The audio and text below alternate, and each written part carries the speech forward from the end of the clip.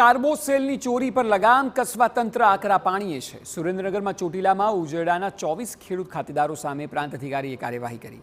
તપાસમાં સામે આવ્યું છે કે ખેડૂતો જમીનમાંથી ગેરકાયદે કૂવો ખોદીને કાર્બોસેલ ચોરતા હતા અને સમગ્ર વેપલો જમીનને બિનખેતી કર્યા વિના ચાલતો હતો। આ તમામ 24 ખેડૂતો સામે શરતભંગ દરખાસ્ત દાખલ કરવાની તૈયારી શરૂ કરી।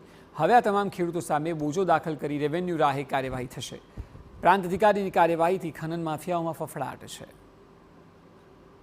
જે ઉમેરડા ગામની અંદર જે પણ કોઈ ખેડૂત ખાતેદારોએ કોઈ પણ પ્રકારની પરવાનગી લીધા વગર ગેરકાયદેસર જે કાર્બોસેલનું ખનન અને વહન કરેલ છે તેઓની સામે જે કાર્યવાહી ચાલુ કરવામાં આવેલ છે તેઓની યાદી અત્યારે જાહેર કરવામાં આવે છે।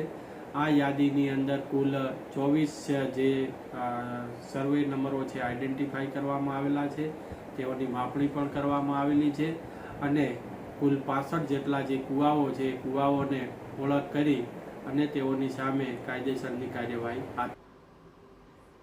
વડોદરાના જરોદરા